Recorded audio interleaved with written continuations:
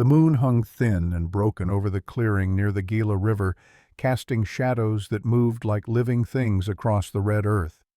The air smelled of sage and something older, something that had no name in English or Apache. 7 men sat in a circle around a fire that barely held its flame against the night wind.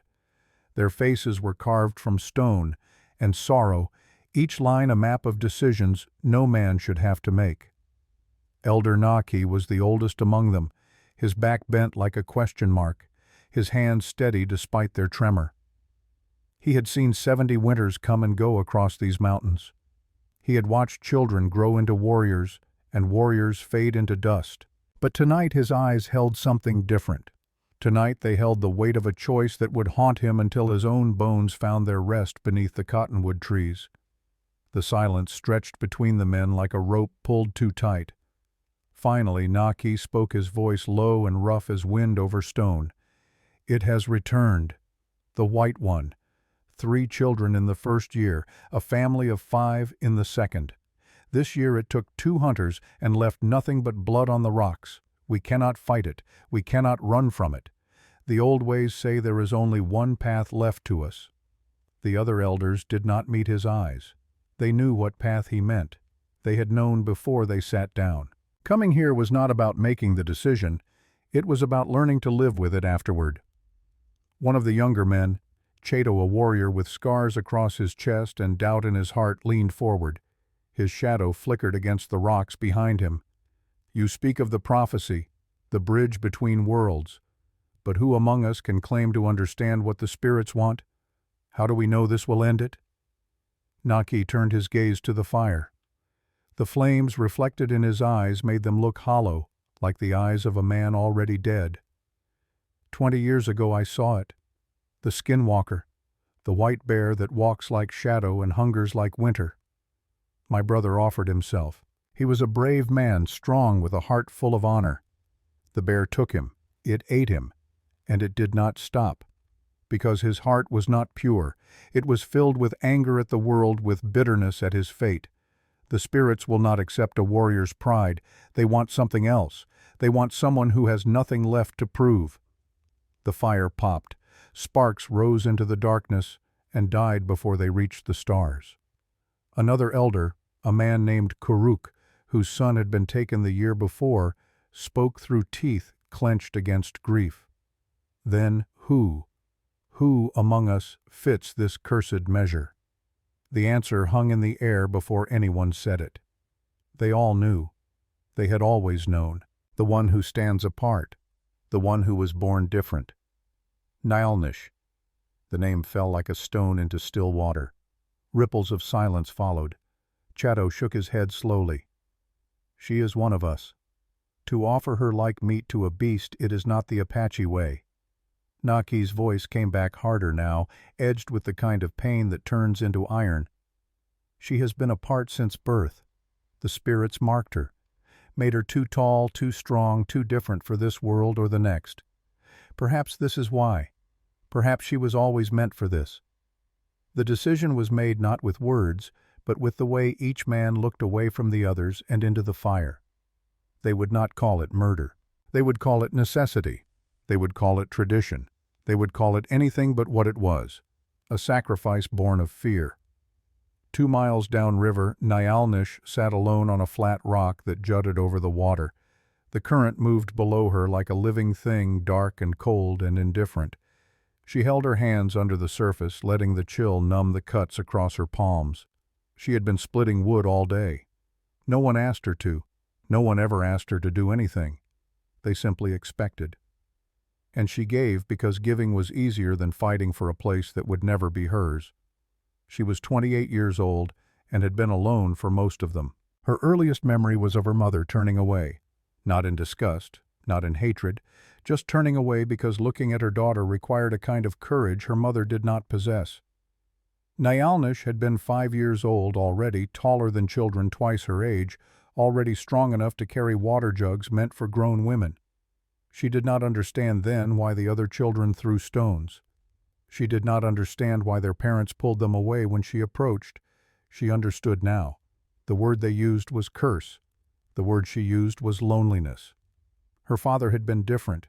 He was a warrior, respected, fierce in battle, and gentle at home. He looked at her, not with fear, but with a kind of sad recognition, as if he saw something in her that reminded him of himself. He taught her to track, to move silently through brush, to read the land like a language. And he gave her the rifle. The Springfield, a weapon of war, heavy and brutal and honest. He had taken it from a dead soldier during a raid when Naalnish was 10. He cleaned it every night by the fire, and one evening when she was 12, he set it in her hands.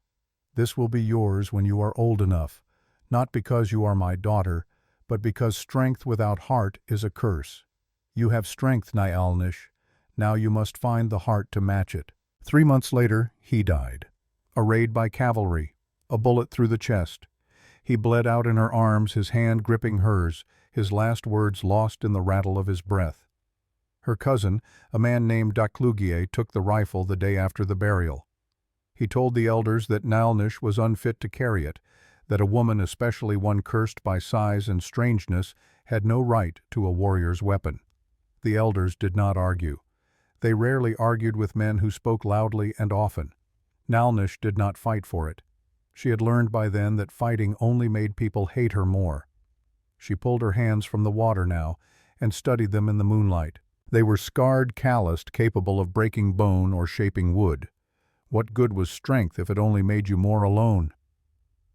A sound behind her. Footsteps. Slow, deliberate. She turned and saw Chato emerging from the shadows of the cottonwoods. He stopped 10 feet away, his face unreadable. The elders wished to speak with you. She nodded once. She knew this moment had been coming.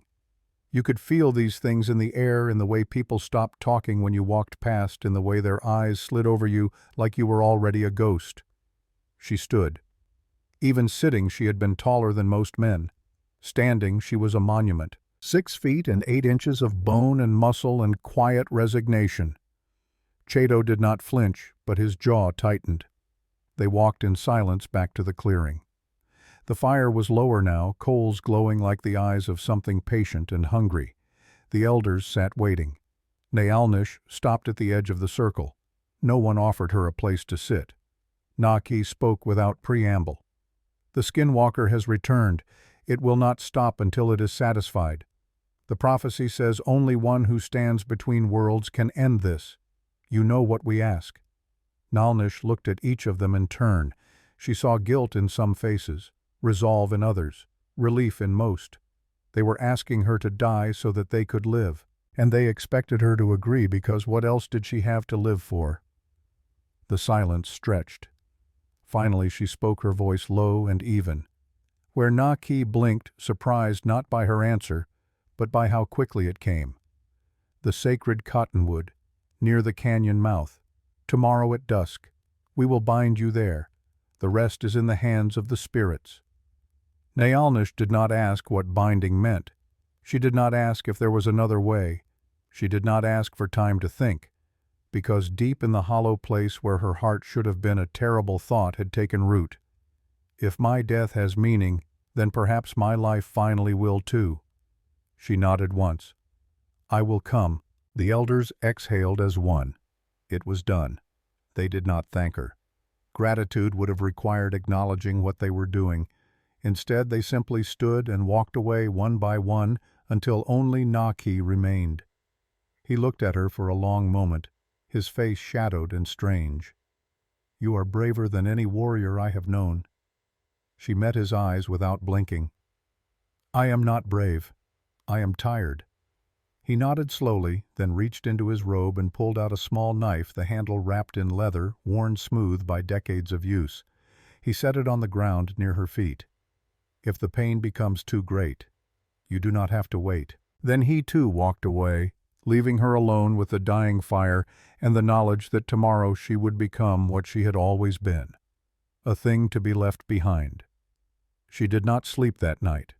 She sat outside her small shelter, a lean-to built against the trunk of a juniper tree at the edge of the camp. The stars wheeled overhead, cold and distant and uncaring. She counted them the way a prisoner counts days. She had done this as a child when the loneliness felt too large to carry.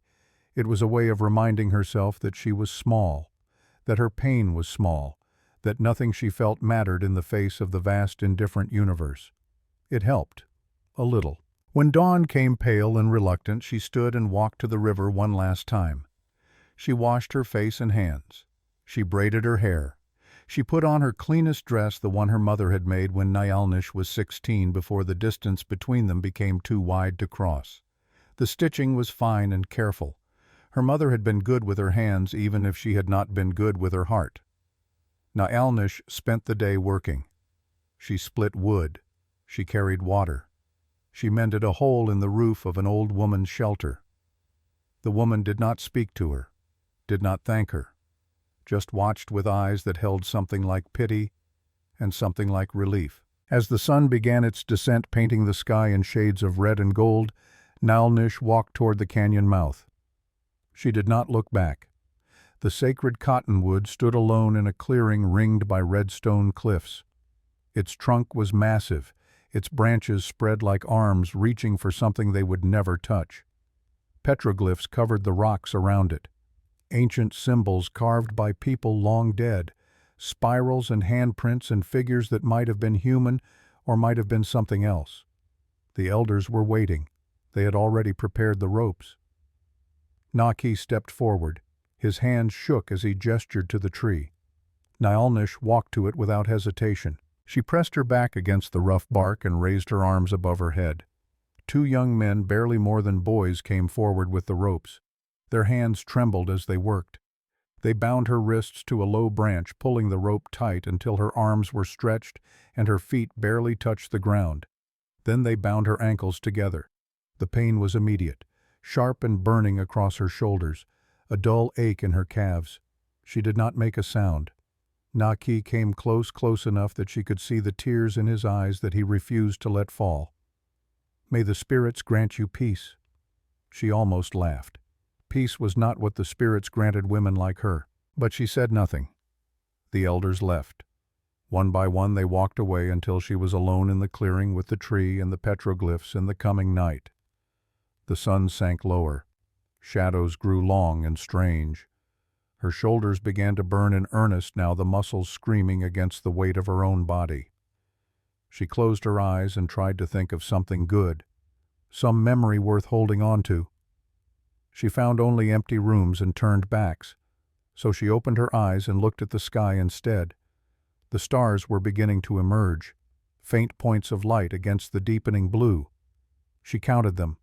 1, 2, 3, 20, 50. She was still counting when she heard the first sound. Not a growl, not a howl, something between the two. Low and resonant and wrong, like the earth itself was breathing. Her heart, which had been so quiet, so resigned, suddenly kicked against her ribs. Her body, which had accepted its fate, now flooded with adrenaline. The animal part of her, the part that had kept her ancestors alive through 1,000 generations of predators and prey, screamed at her to run. But she could not run. She could only wait. The sound came again. Closer now, from the north where the canyon narrowed into shadow. And then she saw it. Not clearly, not all at once. Just a shape moving between the rocks. Too large to be a wolf, too deliberate to be a bear. It moved like smoke, like something that did not quite obey the laws of muscle and bone. Her breath came shallow and fast. She forced herself to slow it, to focus. If she was going to die, she would die with her eyes open. The shape moved closer. She could see it now, silhouetted against the last light of the sun. A bear. Enormous. 12 feet tall at the shoulder when it rose on its hind legs. Its fur was white, not the yellow white of age, but the pure white of snow and bone. And its eyes were white too. No pupils, no iris. Just blank circles that glowed faintly in the dusk.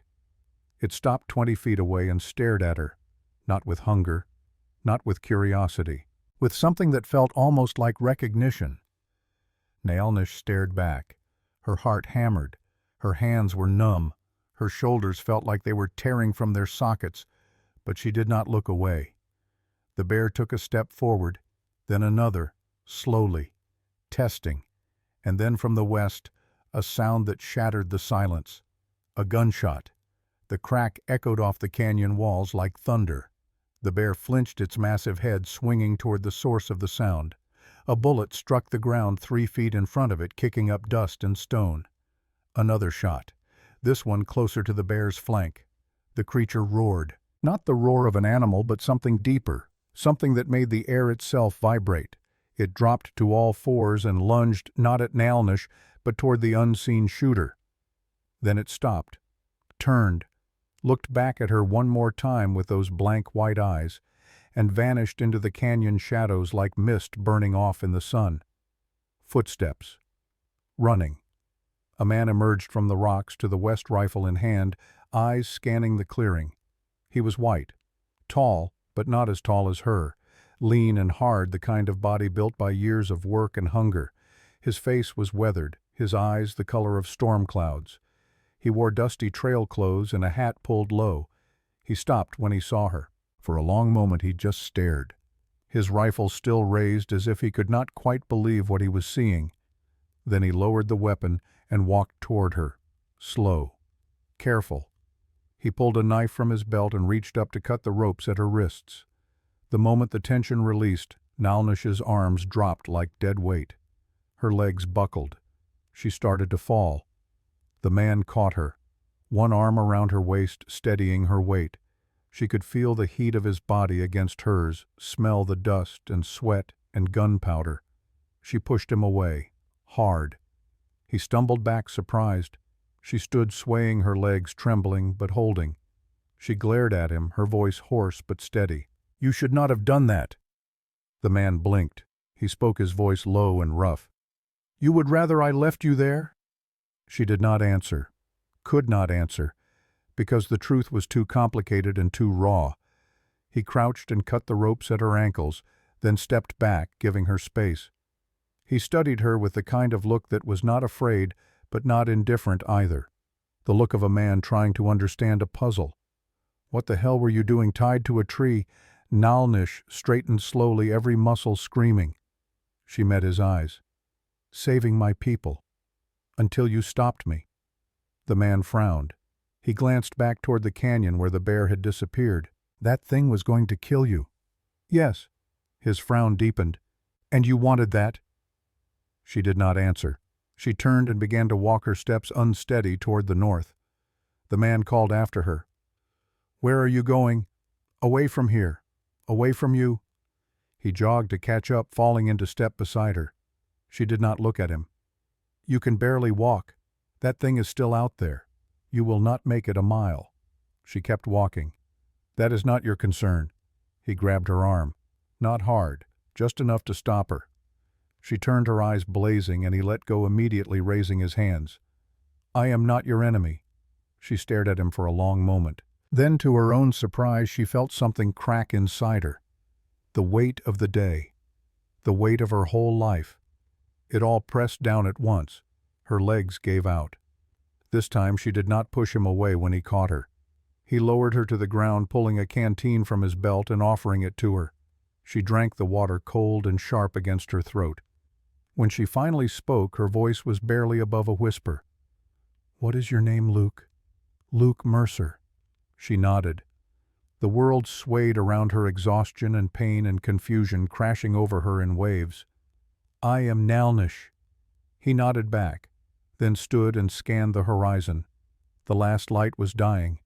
Darkness was coming fast. "I have a cabin, 2 miles south. You can rest there. Figure out what to do in the morning." She wanted to refuse, wanted to tell him to leave her here, that she deserved whatever came next, but her body betrayed her. She could not stand, could not walk, could not do anything but accept. He helped her to her feet, then whistled. A horse emerged from the rocks, a sturdy roan with intelligent eyes. Luke lifted her into the saddle with surprising ease considering her size. Then he swung up behind her, his arm coming around to steady her.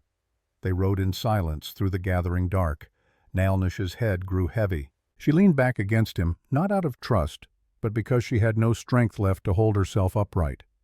Behind them, far off in the canyon, something howled. Not a wolf, not a coyote. Something older. Luke's arm tightened around her waist. He urged the horse faster. The cabin was small and solid, built against the base of a red stone cliff. One room, a narrow bed, a small stove, shelves lined with tins and jars, a table with 2 chairs. The walls were rough-cut wood chinked with mud and dried grass. Luke helped her down from the horse and guided her inside. He lit a lamp, the warm glow pushing back the shadows. Nalnish stood in the center of the room, swaying slightly. Her wrists were raw and bleeding where the ropes had cut. Her shoulders throbbed. Her dress was torn at the side. Luke pulled a blanket from the bed and draped it over her shoulders. He gestured to the bed. "Sit, rest. I will get water." She sat slowly, lowering herself onto the edge of the mattress. It was the first soft thing she had touched in months, maybe years. Luke filled a tin cup from a bucket and handed it to her. She drank without speaking. He moved to the stove, stirring the coals back to life, adding wood. The cabin began to warm. He pulled a small box from under the table and brought out a strip of clean cloth and a half-empty bottle of whiskey. "This will sting." He poured the whiskey over the cloth and gently pressed it to her wrist. She flinched but did not pull away. He worked carefully, cleaning the wounds, wrapping them with fresh strips of cloth. When he finished, he stepped back and leaned against the wall, arms crossed. "You said you were saving your people. From that bear?" She nodded. "It is called Ko-Nutso, the white bear, a skinwalker. It has killed 8 people in 2 years. The elders said the only way to stop it was to offer a bridge between worlds, someone who belongs to neither the living nor the dead. Someone cursed." Luke's expression did not change, but his eyes darkened. "And you agreed to this?" She met his gaze. "I am not cursed, but they believe I am. I am too tall, too strong, too different. They have feared me since I was a child. If my death could finally make me useful to them, then perhaps it was worth it." Luke shook his head slowly. "That is not how it works. Dying for people who hate you does not make them love you. It just makes you dead." She looked down at her hands. "I know." Silence filled the cabin. The fire crackled.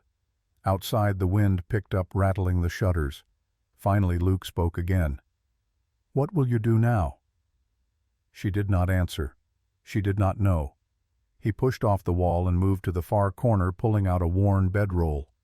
He spread it on the floor near the door. "You take the bed. I will sleep here."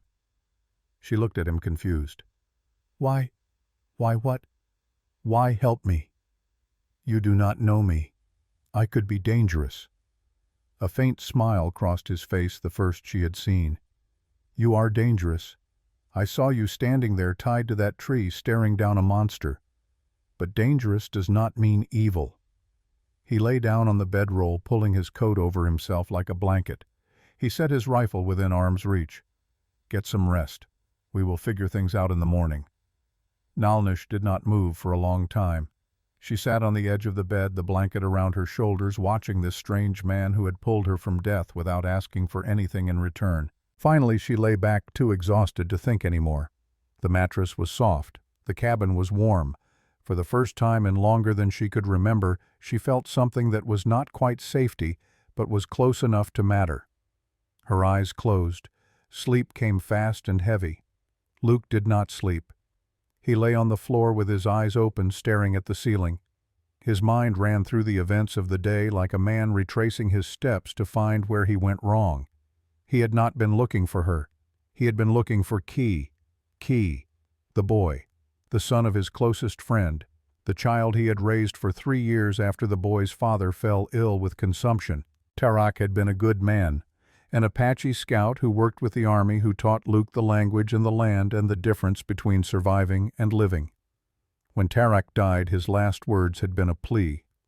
"Find my son. Do not let him forget who he is." Luke had tried. He had taken Key in, taught him to ride, to shoot, to read. He had loved that boy the way he had loved his own son, the one who lived only 3 days before fever took him. Key had filled that empty space in Luke's chest, had given him a reason to wake up in the morning. And then 4 months ago, Key ran away. No note, no explanation, just gone. Luke had been tracking him ever since, following rumors and sightings, asking at trading posts, searching canyon after canyon. Today he had followed tracks that led to the clearing. He had expected to find the boy. Instead, he found a woman tied to a tree and a monster waiting to devour her. He glanced over at Nalnish, her form barely visible in the dim light. She was asleep now, her breathing slow and even.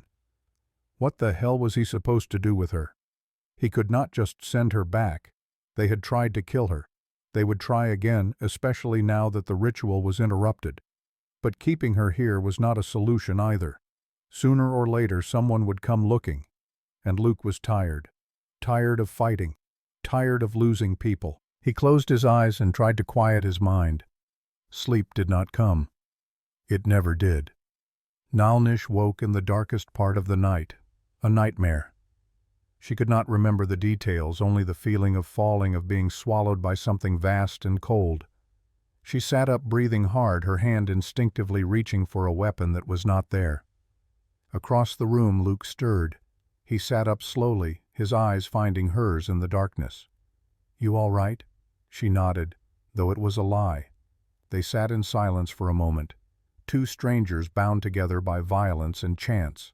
Finally, Nalnish spoke, her voice quiet. "Why were you in the canyon?" Luke hesitated. Then, as if the darkness made honesty easier, he answered, "I was looking for someone, a boy, Apache, 9 years old. His name is Key. He ran away 4 months ago. I have been tracking him. Why would he run from you?" Luke's jaw tightened. "Because I am not his father. Because no matter how much I tried, I could not replace what he lost. Maybe he went looking for his people. Maybe he went looking for something I could not give him." Nalnish absorbed this. She understood that kind of searching, that kind of emptiness. "Did you find him?" "No." The word hung between them, heavy with failure and grief. Nalnish lay back down. Luke did the same. Neither spoke again. But in the silence, something shifted. A small recognition. They were both looking for something, both haunted by the people they could not save. Outside, the wind howled, and far off in the canyon, something howled back. Morning came cold and gray. Luke woke first, as he always did. He stoked the fire-heated water, made coffee. The smell filled the cabin, rich and bitter. Nalnish woke to the sound of the tin cup being set on the table near the bed. She sat up slowly, her body a map of pain. Every muscle ached. Her shoulders felt like they had been torn apart and stitched back together wrong. Luke handed her the coffee without a word.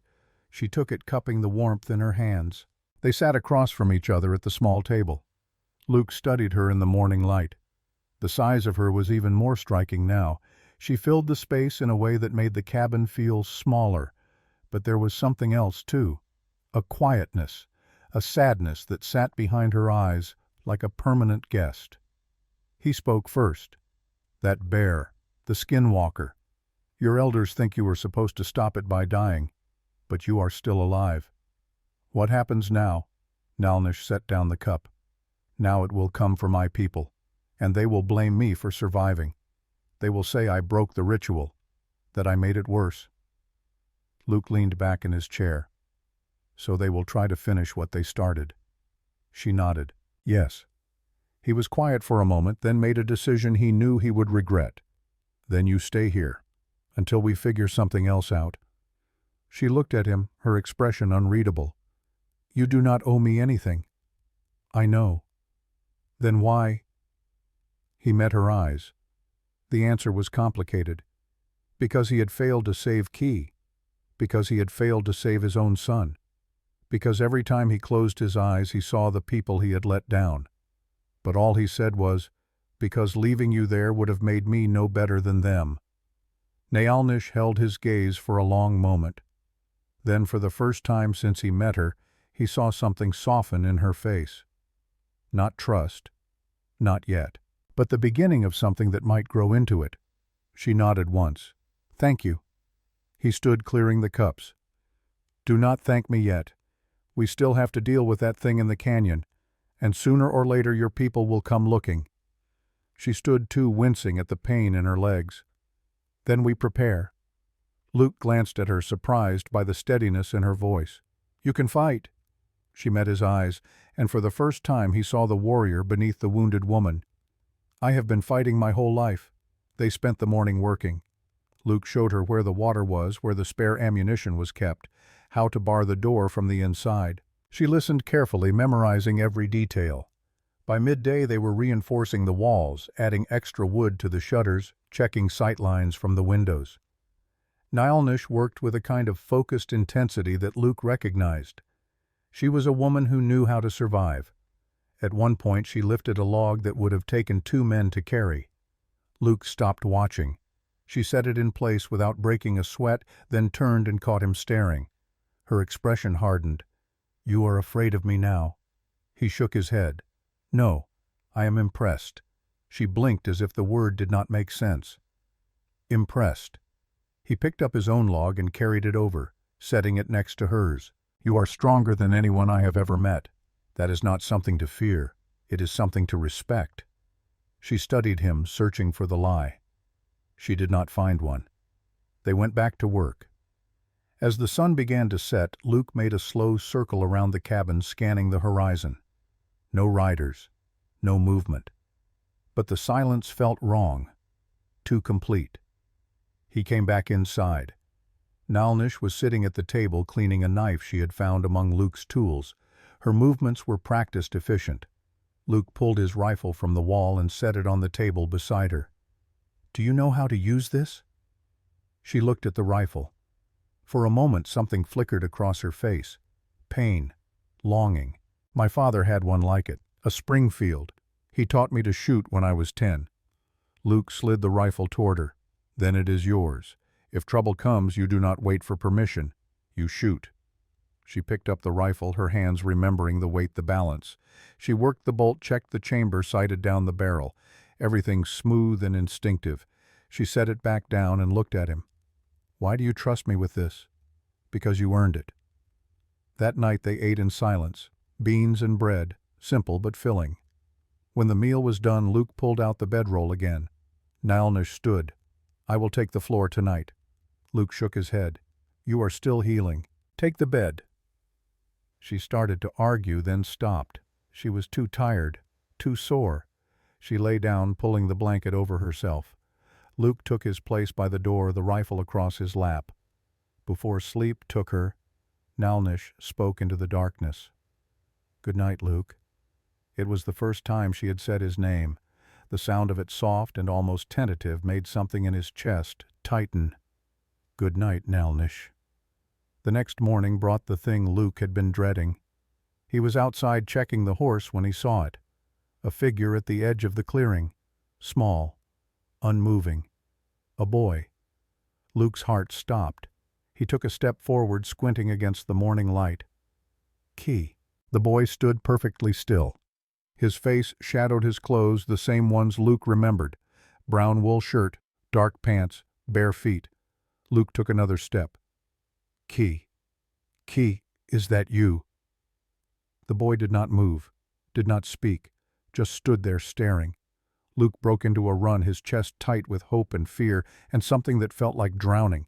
But before he reached the edge of the clearing, a hand closed around his arm. Hard. Nilnish had come out of the cabin.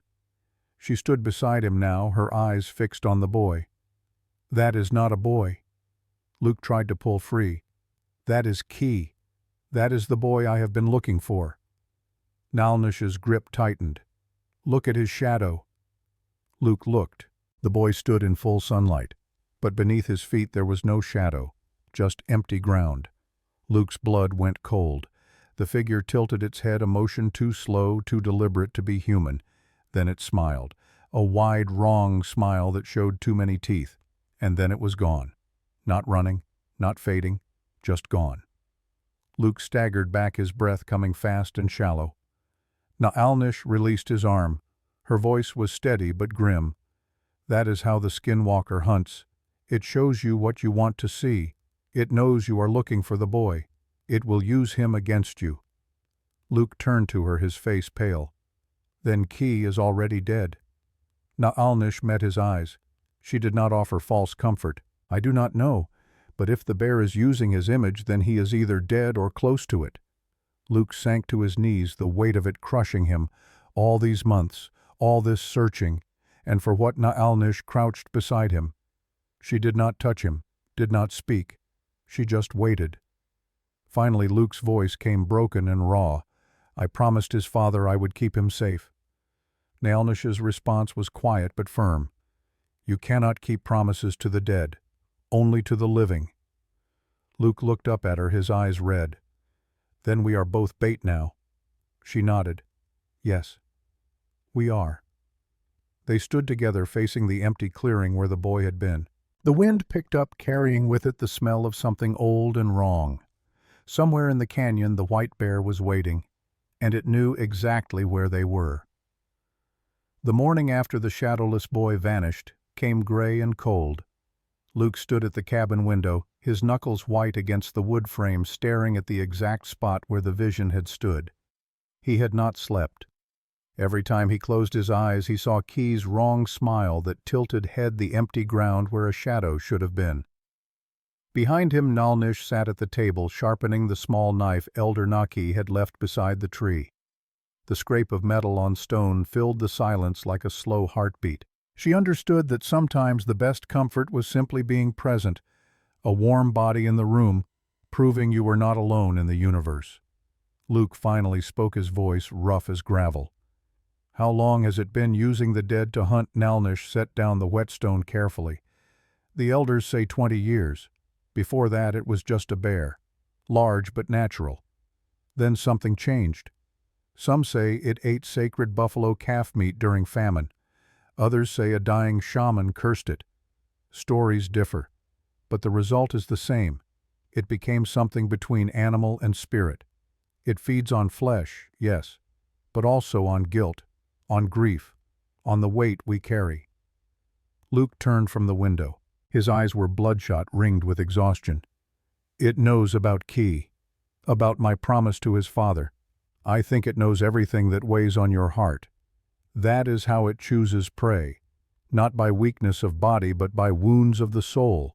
It finds the cracks and widens them until you break from the inside. Luke absorbed this like a man taking a bullet, knowing it would hurt, and there was nothing to be done. Then, I am exactly what it wants. Naalnish stood and crossed to him. Even in the dim morning light she was striking. 6 feet 8 inches of controlled power, her face marked with thin scars, her eyes holding steady recognition rather than pity. We both are. That is why it waits. It lets fear do half the work, makes us imagine our deaths until we are already half gone before it touches us. Luke met her gaze. Something hardened in his expression, shifting from despair to resolve. Then we stop waiting. We hunt it first. Find where it took Key. End this. You want to go to the canyon? It was not a question. He nodded. I need to know if the boy is alive or dead. I need to see. Otherwise I will chase ghosts the rest of my life. She understood that completely. She had lived in that limbo herself, never quite belonging anywhere. Then we go together. But we prepare first. Courage without planning just gets you killed faster. They spent 2 days turning the cabin into a fortress and gathering supplies for the hunt. Luke taught Naalnish the Springfield rifle, how to load the long cartridges, work the bolt until it became instinct, control her breathing before the shot. She learned fast, her hands steady, her focus absolute. In return, she taught him tracking skills he had forgotten. How to read disturbed earth for weight and intent. How to smell the difference between a predator marking territory and one hunting. How to listen to silence itself, because silence had texture, and sometimes that texture screamed warnings. They worked side by side with few words. Communication came through shared movement, through the small gestures that said, I trust you, and I will not abandon you.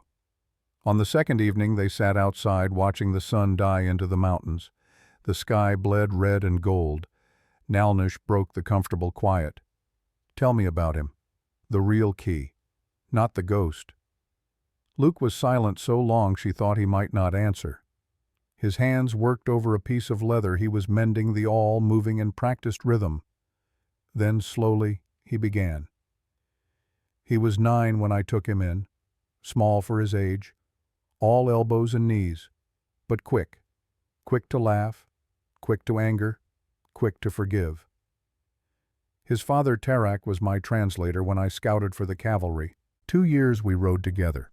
He taught me Apache, taught me which plants heal and which kill, taught me that honor is not about who you serve, but how you serve.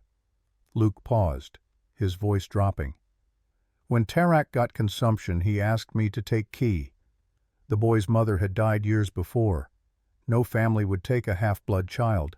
I said yes because Tarak was my friend, but also because I needed it.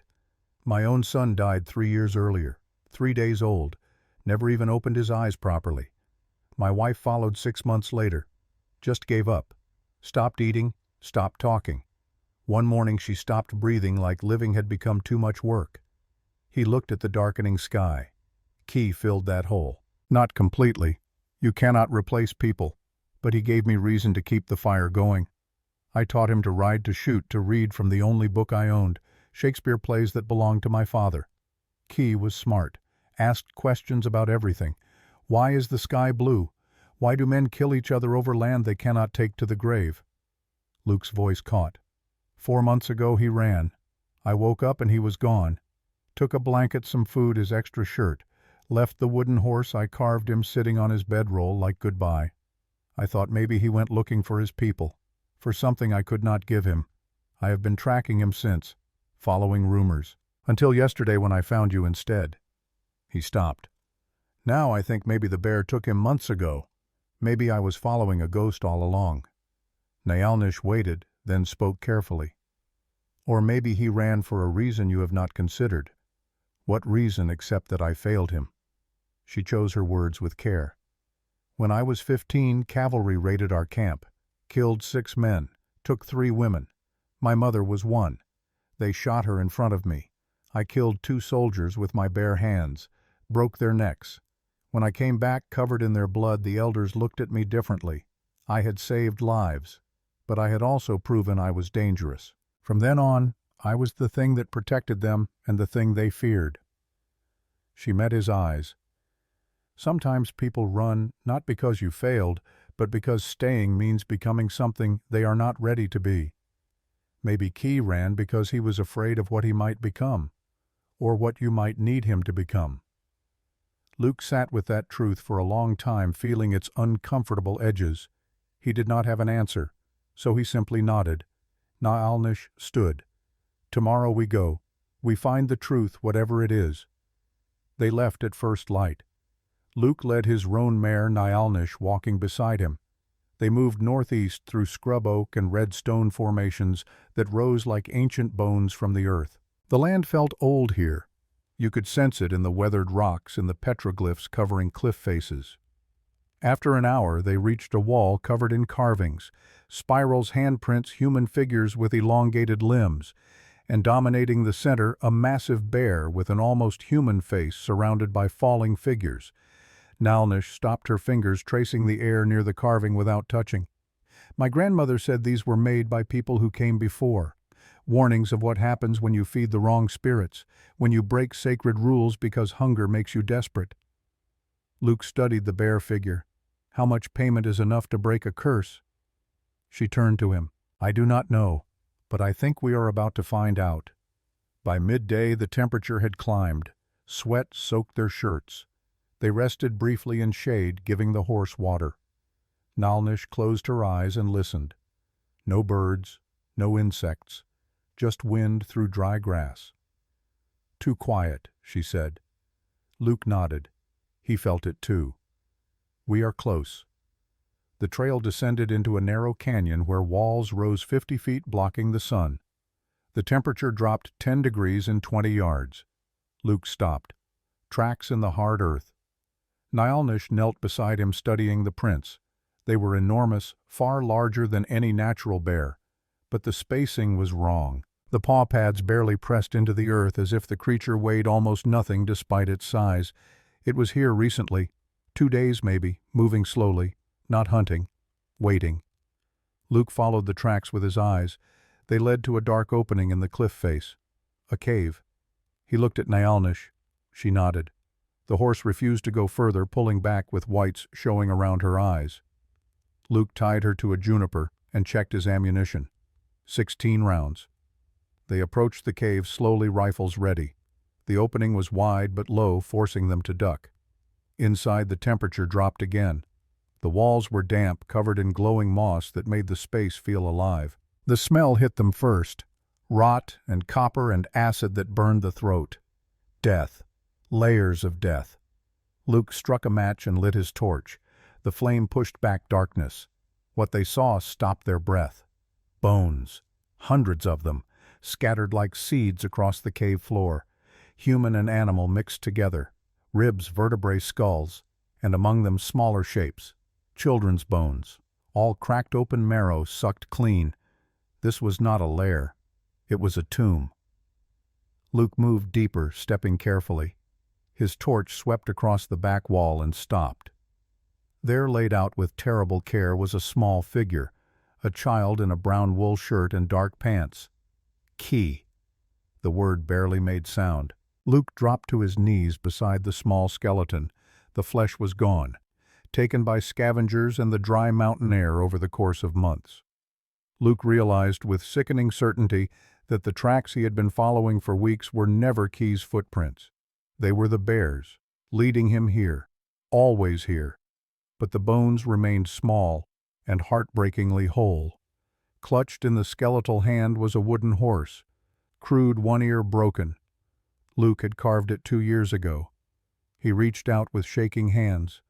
The toy crumbled at his touch, turning to dust that slipped through his fingers like water. Something inside Luke shattered. He bent forward and made a sound that was not quite sob, not quite scream, just raw pain with no words big enough to carry it. Nyalnish stood behind him, her hand lifting toward his shoulder, then stopping. She did not know how to comfort. No one had taught her, so she simply stood witness. After a long time, Luke's breathing steadied. He sat back, wiping his face with dusty hands. He was just a boy, just a scared boy trying to be brave. Nyalnish spoke quietly. He came here by choice. That is not your fault.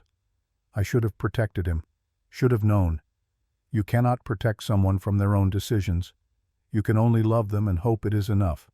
Sometimes it is not. Luke looked up at her. Is that supposed to make me feel better? No. It is supposed to be true. He almost laughed. Bitter, but real. Nyalnish moved past him, scanning the cave. She found a leather pouch near the body, partially buried. Inside was folded paper, old and brittle. She unfolded it carefully. The writing was Apache. Careful script. Luke stood unsteadily. What does it say? She read slowly, translating. My son, if you find this, know that I sent you away not to abandon you but to save you from the curse of our blood. The white bear is not a beast. It is our shame made flesh. Our tribe killed a sacred white buffalo calf in hunger. We were starving, children dying. The elders chose to kill the calf and feed its meat to the tribe. It saved us, but it cursed us. This is our punishment. Only when one of us offers themselves willingly with a pure heart will it end. I could not do it. I am too full of anger and bitterness. But maybe you can. You have your mother's heart, pure and brave. I am sorry I am giving you this burden, but I believe you are braver than I ever was. Your father, Tarak. The words hung heavy in the cold air. Luke's voice came broken. He sent Key to die, to sacrifice himself. Nyalnish nodded slowly. He sent Key to be brave, but Key was a child, and the bear did not accept him. Why not? She pointed to marks near the skull, scratches in stone. Not claw marks, but deliberate carvings, angry, jagged lines made by shaking hands, because his heart was not pure. Look at these marks. Key was furious, at his father for dying, at you for not being his real father, at himself for not being enough. That anger filled his heart. The bear sensed it, took him but did not accept the sacrifice. That is why it still hunts. Luke staggered back, finding the wall for support. Then what does it want? Naalnish worked through the pieces, fitting them together into a pattern she did not want to see. Not a warrior full of pride, not a child full of anger, someone who has nothing left to prove, someone whose heart is empty of resentment, someone who accepts death without fighting it. She paused. It wants me. Luke turned to her, eyes sharp despite grief. No. Yes. That is why the elders chose me. Not because I am cursed, because I have no anger left. I accepted death on that tree without question, without resentment. I was empty. That is what pure means. An absence of everything that makes you fight to keep living. Luke grabbed her arm. You are not doing this. You are not dying for people who left you tied to a tree. I am not doing it for them. I am doing it to end this, to make sure no other child ends up like Key. There has to be another way. She pulled her arm free gently. If there is, we have not found it. They stood surrounded by Bones' torchlight flickering across their faces. Luke wanted to argue, to find a solution that saved everyone. But deep in the part of him that had seen too much war, he knew she was right. Sometimes there was no clever answer. Sometimes the only way through was straight into the darkness. Finally he spoke. If you do this, I go with you. She shook her head. Your heart is not empty. It is full of guilt and love and grief. The bear will sense that and kill you. Then I die trying. At least I will be consistent in my failures. There was dark humor in his voice. Naalnish studied him, then smiled, small and sad and real. You are a stubborn fool, Luke Mercer. I know. Despite everything, she felt warmth in her chest. If she was going to die, at least she would not die alone. All right, we go together, but when the time comes, you let me do what needs to be done. Luke nodded slowly, agreed. They spent the next hour gathering Key's remains, with gentle hands wrapping the small bones in Luke's spare shirt. They would bury him properly, under sky and light. As they worked, Naalnish noticed a second passage at the back of the cave, narrow and hidden by fallen rock. Carved above it were the same symbols from outside. The bear with the human face. She touched the carving. The stone was cold, wrong cold. Then she felt it. A vibration, faint but regular, like a heartbeat. She pulled back. It is still here, deeper in the mountain, sleeping or waiting. Luke checked his rifle. Then we come back on our terms, when we are ready. Not now. They left the cave, stepping into sunlight that felt too bright after the darkness. They found a good spot half an hour's walk away. A rise with a single cottonwood soft ground, a view that went for miles. They dug together, taking turns with Luke's small spade. When the grave was deep enough, they lowered the bundle gently. Luke climbed down and positioned it with care, as if the boy might still feel discomfort. Then they filled it in, covered it with earth, then stones, a cairn that would last, that would mark this place. When finished, they stood on opposite sides. The sun was sinking, painting everything gold. Luke spoke to the stones. I am sorry I could not keep my promise. I am sorry I did not understand what your father asked of you. You deserved better. You deserved to grow up to become whoever you were meant to be. I hope you are at peace now. I hope you know I loved you as much as I knew how. It was not enough. But it was real. His throat closed. Naalnish waited, then added her own words. I did not know you, but I know what it is to feel split between two worlds that both reject you. If you died trying to bridge that gap, trying to be brave for both sides, then you were braver than most. Your death should not have been necessary. But since it was, I promise it will not be wasted. The thing that took you will not take anyone else. They stood in silence as stars emerged overhead. Luke finally turned away. We end this tomorrow night. Naalnish nodded. One way or another. They camped half a mile from the canyon, building a small fire. Luke made weak coffee. They shared dried meat, neither with much appetite. For a long time they sat without speaking. The fire crackled. A coyote called in the distance. Luke cleaned his rifle again. Naalnish sharpened her knife. Finally, as the fire burned to coals, Naalnish spoke. I need to tell you why I agreed to the sacrifice so easily." Luke looked up. She stared into the embers. "When I was small, I used to dream I was normal, small enough to fit in my mother's lap, light enough for my father to carry. I dreamed children would play with me instead of throwing rocks, that my mother would look at me with love instead of sadness. I dreamed of being invisible in the best way." She paused. "As I grew and it became clear small would never describe me, the dream changed. I dreamed of being useful, that my strength mattered. People did need those things, but needing and wanting are different. They needed my strength but wanted me gone. After enough years, you start to believe being useful is the only love you deserve."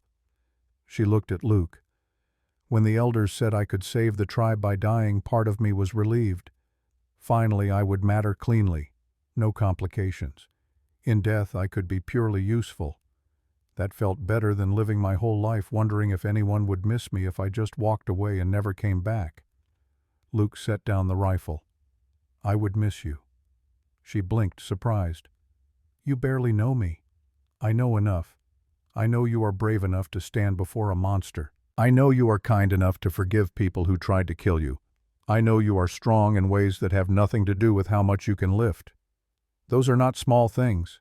He leaned forward. "You matter. Not because you are useful, because you are you. You are the first person in years who understands what it means to carry something you did not ask for. That is rare. That matters." Nalnish sat very still, absorbing his words like rain on dry earth. No one had ever said anything like this to her. Finally, her voice rough, she spoke. "If we survive this, I would like to stay. With you. Not because I owe you, but because being around you makes me feel like maybe I could be a person instead of just a problem." Luke felt something in his chest loosen. "I would like that too." They sat in comfortable silence. Then Luke stood. "We should rest. Tomorrow will be hard." Nalnish nodded but did not lie down. "Luke, if something goes wrong, if the bear does not accept my sacrifice, you need to run. Do not try to save me." He looked at her. "I am not good at running from people I care about. I am better at staying until the end, even when it is stupid." She almost smiled. "That is what I thought you would say." He settled into his bedroll. Nalnish lay down on the other side. Before sleep took her, she spoke into darkness. "Thank you for seeing me." Luke's response came quiet but firm. "Thank you for letting me." They slept fitfully, waking at small sounds. The night passed slowly, marked by wheeling stars. Somewhere in the canyon something waited. When dawn came pale and cold, they were already awake. They spent the morning on final preparations, checking weapons, counting ammunition, filling canteens. Around midday, as they ate a sparse meal, Nalnish asked the question circling her mind. "What happens if the sacrifice works and the curse ends? What happens to you?" Luke chewed slowly. "I go back to my cabin. I keep living. Maybe I plant a garden. I have meant to for years, but it felt pointless when you are not sure you want to be around to see things grow. But maybe now I would. Maybe I would plant corn and beans and squash and tend them and think about how you were braver than anyone I ever met." Nalnish felt her throat tighten. "I wish I could see that garden." "Maybe you will. Maybe the bear takes the sacrifice, but not your life. Maybe there is a way through we have not thought of." She wanted to believe that, but she had learned not to hope for miracles. Still, she nodded.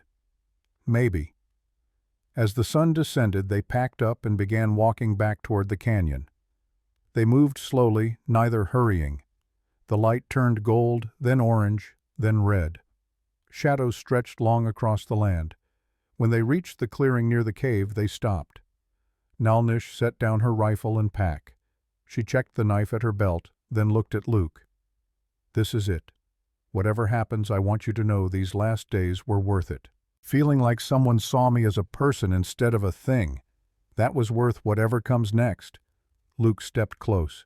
He had to look up to meet her eyes. He took her hand, his rough and scarred and warm, hers larger, stronger, equally scarred. "I see you, Nalnish. I will keep seeing you, whatever happens." She squeezed his hand once, then let go. "Then let us finish this." They walked toward the cave together. The opening yawned dark and waiting. They stepped inside. The smell was the same. But now there was something else. A sense of presence, of attention focused on them. They did not need a torch. Light came from deeper in, a faint white glow pulsing like a heartbeat made visible. They followed it down the narrow passage, into the mountain's depths where stone pressed close and air grew thin. The passage opened into a large chamber, and in the center, standing in white light with no source, was the bear. It filled the chamber not with size alone, but with presence. The white light seemed to emanate from within it, pulsing with each breath. Where before it had been flesh and fur, now it was something more, translucent, edges blurring into mist. Only the eyes remained solid, white and depthless and impossibly old. Beside the bear flickered the ghost of Key. The boy looked at Luke with eyes too old. The ghost spoke with a voice that was and was not Key's. "You came. I knew you would. You cannot help yourself.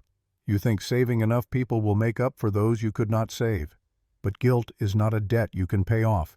It is a stone you carry until it breaks you, or you learn to set it down." Luke's hands shook, but his voice stayed steady. "I know you are not him. I know you are using his face to hurt me. But it does not matter. I loved him. I failed him. I will carry that until I die." The ghost smiled sadly.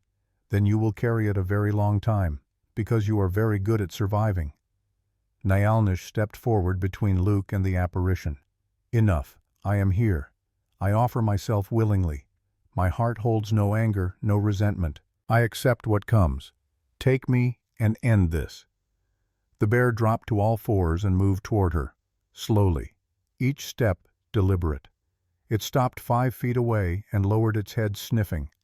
Breath came in white mist that smelled like winter and graves. Nyalnish stood still, eyes open. The bear circled her once, twice, stopped and looked at her with terrible white eyes, and turned away. Nyalnish froze, confused. The bear looked back, and somehow without words she understood. "You do not offer yourself for love. You offer yourself to escape. You want to die because dying is easier than learning to live. That is not sacrifice. That is surrender. I do not accept." The bear's gaze shifted to Luke and charged, not at Nyalnish, at Luke. Luke fired. The rifle thundered. The bullet struck the bear's shoulder. Light, not blood, leaked out. The bear did not slow. It crashed into Luke, sending him sprawling. The rifle clattered away. The bear pinned him with one massive paw. Nyalnish moved without thought, pure instinct. She threw herself at the bare hands, closing around its neck, all her cursed strength brought against this thing. But her hands sank into fur like mist, like smoke, like nothing. The bear shook her off casually. She flew backward, crashed into the wall, felt ribs crack. Pain bright and sharp. The bear stood over Luke, paw raised to end it. And Nyalnish understood. The bear wanted Luke because his heart was full of love and guilt and the need to save people. Not empty, overflowing, the perfect meal, but also worth saving. She screamed raw and primal, full of every emotion buried for 28 years. "Not him. If you want a heart that bleeds, take mine. But not because I am empty, because I am full of anger at being treated like a curse, full of love for the one person who saw me as human, full of fear. I will lose him before I understand what that means. Take me because I choose this, because saving him matters more than saving myself. Because for the first time in my life I want to live, and I am giving that up for him. That is sacrifice, not emptiness. Choice." She staggered forward, broken ribs screaming, and placed her hand on the bear's head. "I see you. You are not a monster. You are pain never healed, rage never acknowledged, a debt no one wanted to pay, so it grew until it became this. I see you. I understand. I am sorry. Sorry your death mattered so little people forgot why you were sacred. Sorry hunger made them cruel. Sorry you carried this alone so long." The bear's eyes locked with hers. Something changed. White light grew brighter, warmer. The bear's form shimmered, dissolving like morning mist. Naelnish felt warmth spread from her hand into the bear, from the bear into her. Connection. Understanding. Recognition between two beings alone too long. The bear's voice came not as words, but feeling. Gratitude. Release. Peace. Then it was gone. The light faded. Darkness lit only by Luke's fallen torch. Naelnish collapsed to her knees, exhausted, in pain, alive. Luke groaned and sat up, clutching his ribs. She knelt beside him. Lying where the bear stood was a single white claw larger than her hand. She picked it up. Warm. Almost alive. What happened? She looked at the claw. It is over. The curse is broken. Oh, she met his eyes. I finally understood. It was never about dying empty. It was about being full and choosing to give that up for someone else. About connection. About seeing another's pain and saying, I will help carry this. That breaks curses. Not sacrifice. Love. Luke stared at the empty space. Then Key died for nothing. No. Key died trying to be brave before he was ready. His heart was full of anger. Mine was full of love. That made the difference. From the entrance footsteps, multiple sets. Elder Naki emerged, leaning on his staff. Behind him 3 other elders, faces streaked with tears. Naki approached and knelt before Naelnish, old knees cracking, head bowed. Forgive us. Forgive me. We were afraid. We chose cruelty because it felt like strength. You saved us not by dying but by choosing to live, by teaching us what sacrifice truly means. Naelnish looked down at him. She could hate him, but hate was weight she no longer wanted to carry. I forgive you, but I will not forget. I will not come back to be what you need me to be. I will come back to show you who I choose to be. There is a difference. Naki nodded. That is all we can ask. He stood and walked away, the others following. Luke helped Naelnish to her feet. Both winced, both injured, both alive. What now? She looked toward the entrance where dawn light was beginning to show. Now I go back, to my people, not because they need me, but because I need to face them as someone who chose her own path. Luke's face fell. You are leaving, not forever, but for now. I need to do this for myself. Will you come back? She smiled, reaching her eyes. Yes, when I am ready. How long? As long as it takes. Luke nodded slowly. Then I will wait. I will plant that garden. When you come back, something will be growing. She leaned down and kissed his forehead gently. Then I will try not to make you wait too long. They walked out together into dawn. The sun rose over mountains, painting everything gold and red. The world looked new, washed clean. The bear was gone. The curse broken. But the real work, learning to live without fear, was just beginning. And for the first time in their lives, neither faced it alone.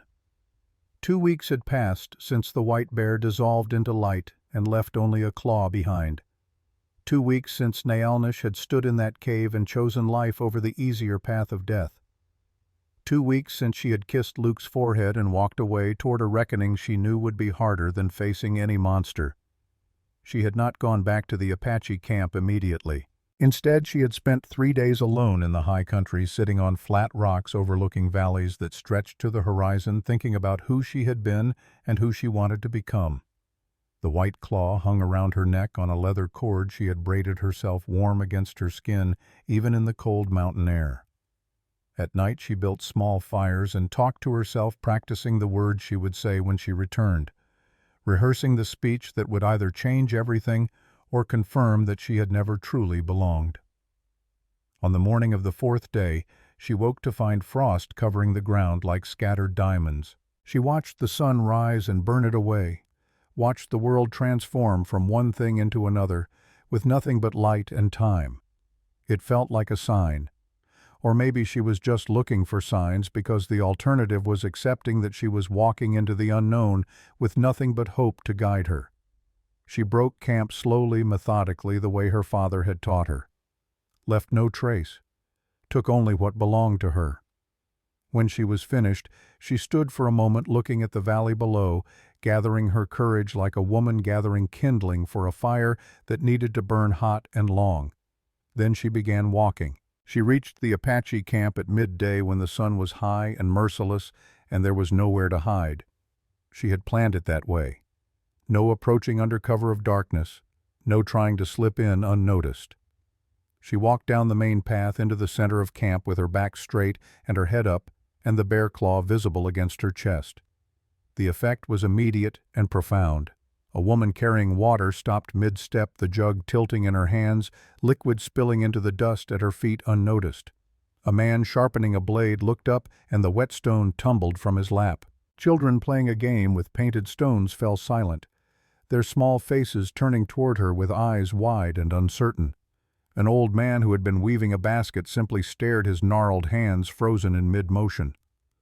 Naalnish kept walking. She did not lower her eyes, did not hunch her shoulders to make herself seem smaller, less threatening, more acceptable. She walked through the center of camp like she had every right to be there because she did. She was Apache. This was her home. Even if they had tried to kill her, even if some of them still wished she had died on that tree. Elder Naki emerged from his shelter, moving slowly, leaning heavily on his walking staff. He looked older than when she had last seen him. The flesh had melted from his bones. His skin had taken on a gray pallor that spoke of sickness eating him from the inside. But his eyes were still sharp, still clear, still capable of seeing into the heart of things. He raised one trembling hand. The gesture cut through the growing murmur of voices like a knife through cloth. She has returned. The one who broke the curse. The one who chose life when we offered her only death. His voice carried across the camp stronger than his frail body suggested it should be able to produce. Naalnish stopped in the exact center of the common area, equidistant from all the shelters visible to everyone. She turned slowly, deliberately, letting every person see her face, letting them see the bruises still yellowing on her cheekbones, letting them see the way she favored her left side where ribs were still knitting back together, letting them see the white bear claw that caught the sunlight and threw it back in brilliant flashes. "I came back," she said, her voice steady and clear and loud enough to reach the farthest ears. "Not because you asked me to. Not because I have forgiven everything that was done to me.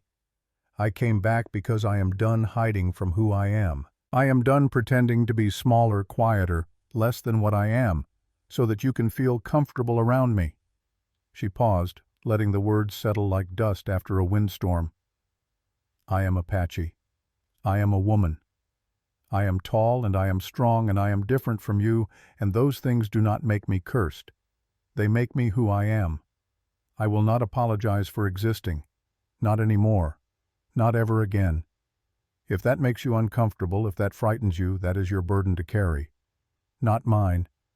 I am done carrying your fear." The silence that followed was so complete that Naalnish could hear the wind moving through the grass at the edge of camp, could hear a baby fussing in one of the distant shelters, could hear her own heart beating steady and strong in her chest. Then a man stepped forward from the crowd. Not young, but not yet old. His face was a landscape of scars, each one a story of survival. Chato, the warrior who had come to fetch her that night, who had led her to the tree knowing what waited there. "You killed the skinwalker," he said. His voice was careful, neutral, giving nothing away. "The white bear that has haunted us for 20 years, taken our children, our elders, our hunters. How did you do it?" Naalnish met his gaze without flinching. "I did not kill it. I freed it. There is a difference. The bear was never our enemy. It was our pain given form, our shame made flesh. It existed because 20 years ago our tribe killed a sacred white buffalo calf. We were starving. Children were dying. The elders made a choice. They killed the calf and fed its meat to the people, and that meat saved us. But it also cursed us. The bear was that curse. It would not end until someone paid the debt with a pure heart. She touched the claw at her throat. The bear did not want someone who was empty. It wanted someone who was full of love and fear and all the messy, complicated things that make us human. It wanted someone who chose to sacrifice not because they had nothing to live for, but because they had everything to live for and gave it up anyway. That is what broke the curse. Not death. Choice. An old woman pushed through the crowd with the determination of someone who has lived long enough not to care about propriety anymore. Naalnish recognized her. Ishta. 3 years ago, the bear had taken her daughter, a child of 7 who had been playing near the stream one moment and gone the next. They had found only her doll torn and covered in blood. Ishta's face was carved with grief so deep it had become part of her bone structure. "My daughter died," she said, and her voice cracked like dry wood under pressure. "My Kaya was 7 years old. She had a laugh like water over stones. She was learning to weave. She was going to be married someday and give me grandchildren. The bear took her in the night and we found only her doll, and I have carried that doll every day since because it is all I have left of her." Ishta's eyes were dry but fierce. "You say the bear was our pain. You say you freed it. But my daughter is still dead. Your sacrifice does not bring her back to me. How does any of this give her back?" The question hit Naalnish like a physical blow. She had known this question would come, had spent those 3 days in the high country preparing for it, but preparation did not make truth easier to speak or to hear. "It does not," Naalnish said quietly. "Nothing I did brings back those who were lost. Your daughter is gone, and that is a grief you will carry every day until you join her in the next world. I cannot fix that. No one can. All the sacrifice in the world cannot turn back time or undo what has been done." She took a step toward Ishta, closing the distance between them. "But I can make sure no other mother has to find her child's doll covered in blood and nothing else. I can make sure the debt is finally paid and the dying stops. I can make sure Kaya was the last. That is all I can offer you. It is not enough. It will never be enough. But it is something. It is more than we had before." Ishta stared at her for a long moment. Tears tracked down her weathered face, cutting paths through dust and age. Then slowly, the old woman nodded. "It is something," she repeated, her voice barely above a whisper. "It is more than we had yesterday. It is more than I thought I would ever have. Thank you for that much at least." She turned and walked back into the crowd, moving like a woman who had set down a weight she had been carrying so long she had forgotten what it felt like to stand up straight. Another voice called out. A younger man, perhaps 25, with anger sharp in his face. "The elders tied you to a tree to die. They left you there like you were nothing, like your life meant less than ours, like you were a thing to be used and thrown away. Why come back? Why not stay gone and let us drown in our shame?" Naalnish turned to face him. "Because staying away would mean you won. It would mean I believed what you believed about me, that I was cursed, that I was less than human, that I deserved to be used and discarded like a broken tool. I refuse to believe that. I am done believing that. I am done letting your fear and your hatred tell me who I am." She raised her voice so that everyone could hear, so that her words would reach into every shelter and every heart. "I am Apache. That is not something you can take from me no matter how hard you try. I was born Apache, and I will die Apache, and everything in between belongs to me.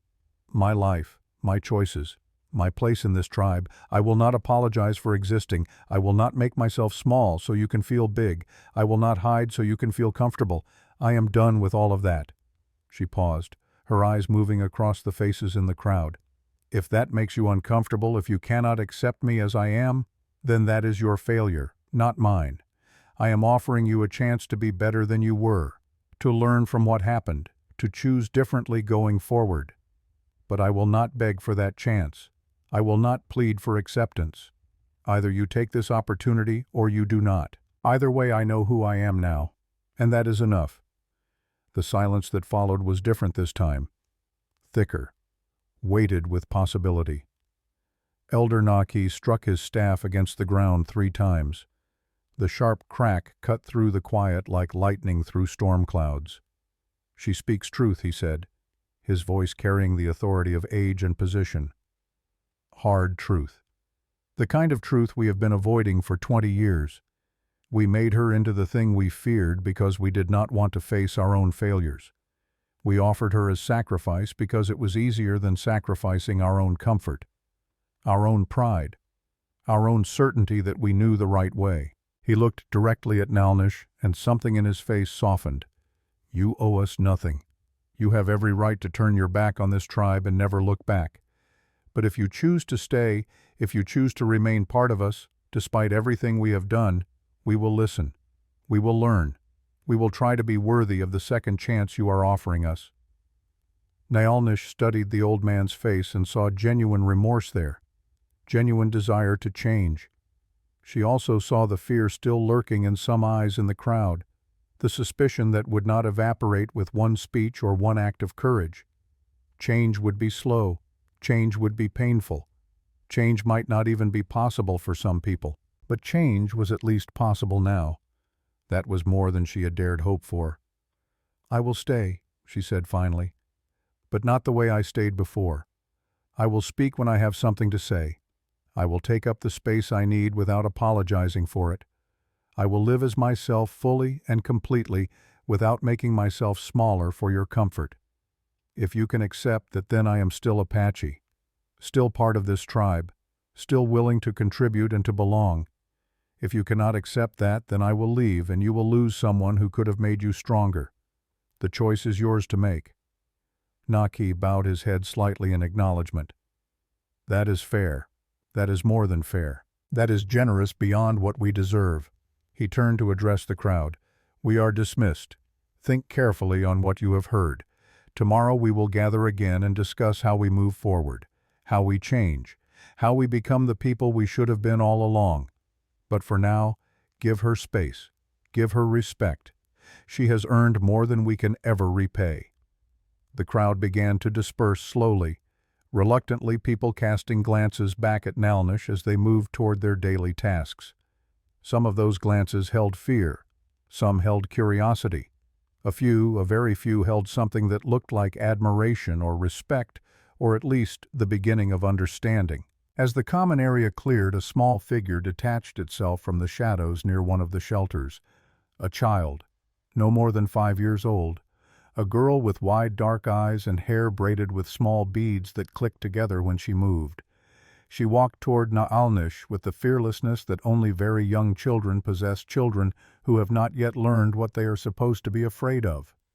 The girl stopped directly in front of Naalnish and tilted her head all the way back to look up at the tall woman towering above her like a mountain. "Are you the giant who killed the monster?" Naalnish knelt down slowly, carefully bringing herself closer to the child's level, though even kneeling she was still taller than most grown men. "No," she said gently. "I am the giant who let the monster go." There is a difference. The girl considered this with the intense seriousness that children bring to questions adults often dismiss. "Why did you let it go instead of killing it?" "Because it was not really a monster. It was something in terrible pain that did not know how to heal. Sometimes the bravest thing you can do is not to fight, but to understand. To see the pain in another being and try to help instead of hurt." The girl nodded slowly as if this made perfect sense to her. "I am Outse. My name means first. I am the first daughter of my mother, and she says I ask too many questions." Naalnish smiled, and it was a real smile reaching her eyes. "I am Naalnish. My name means she who works. And I do not think there is such a thing as too many questions. Questions are how we learn, how we grow." The girl reached out with one small hand and touched the white bear claw hanging around Naalnish's neck. Her fingers traced the smooth surface with wonder and delight. "It is beautiful. Did the monster give it to you in a way? It is a reminder of what happened, of what I learned, of who I am now." "What did you learn?" Naalnish thought about that question. Thought about all the complicated truths she had discovered in that cave.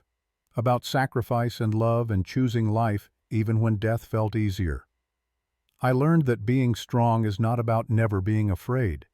It is about being afraid and doing what needs to be done anyway. I learned that being different is not a curse. It is just being different. And I learned that the only person who gets to decide who I am is me, not anyone else, just me. Outse smiled, bright and uncomplicated. I think you are very wise. Then she turned and ran back toward her mother, who stood watching from a distance with an expression that held both caution and something that might have been hope. Nyalnish stood slowly, her ribs protesting the movement. She was exhausted, bone-deep tired from the weight of confrontation, from holding herself together through sheer force of will, from speaking truths that needed to be spoken even though they cut like knives on the way out. But she had done it. She had come back. She had spoken her truth. She had not been destroyed. It was a beginning. That was all. Just a beginning. But beginnings mattered. Beginnings were where everything else grew from. She walked to the edge of camp and sat down beneath a cottonwood tree, letting its shade cool her heated skin. She needed to rest, to think, to process everything that had just happened. Tomorrow would bring more challenges, more conversations, more opportunities to fail or succeed.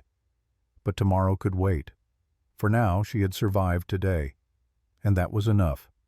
She spent that evening alone on a rise overlooking the valley, watching the sun set in shades of orange and red and purple that looked like fire spreading across the sky. She had built a small fire and sat close to its warmth, thinking about Luke, wondering what he was doing at his cabin 2 days' walk to the south, wondering if he was looking at the same sunset, wondering if he was thinking about her the way she was thinking about him. She had told him she would come back when she was ready. But what did ready mean? Was it when the tribe fully accepted her? That might take years, might take decades, might never happen completely. Or was ready something simpler? Was it just when she felt strong enough to face whatever came next, when she had proven to herself that she could exist in this space without breaking? She was pondering this question when she heard footsteps approaching. Careful footsteps, announcing their presence so they would not startle her. She turned to see Chatto emerging from the gathering darkness, his hands held out from his sides to show he was unarmed, that he came in peace. "May I sit?" She gestured to a spot across the fire from her. He settled down with the easy grace of a man who had spent his entire life outdoors, comfortable in his body, in a way Nyalnish had never been allowed to be. For a long time they sat in silence, watching the fire burn down, watching the stars emerge one by one overhead. Then Chatto spoke. "I owe you an apology, a real one, not just words but truth." He paused, gathering courage. "I came to fetch you that night. I knew what the elders were planning. I knew they were going to tie you to that tree and leave you for the bear. I told myself I was just following orders, that the elders knew best, that it was necessary to save the tribe. But those were lies I told myself because the truth was harder. What was the truth? That I was afraid. That we all were. The bear had taken my sister's son the year before, a boy of 8 named Tahoe, who used to follow me around asking to learn how to shoot a bow. One morning we woke up and he was gone, and we never found anything but his blanket torn to pieces." Chatto's voice roughened. "The elders said sacrifice was the only way. And you were the easy choice. The one person in the tribe who had no one to speak for them, no one to fight for them, no family who would cause trouble. I am deeply ashamed of that now. But it is the truth. We chose cruelty because it was easy, because we were afraid, because you were different, and that made you expendable in our eyes."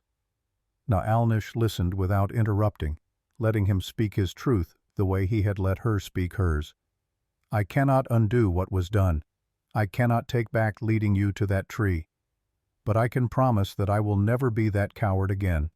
I can promise that from now on, when I see injustice, I will speak against it, even when it is hard, even when it is dangerous, even when everyone else is silent." He met her eyes across the fire. "What you said today about not apologizing for existing, about taking up space without making yourself smaller. I needed to hear that too.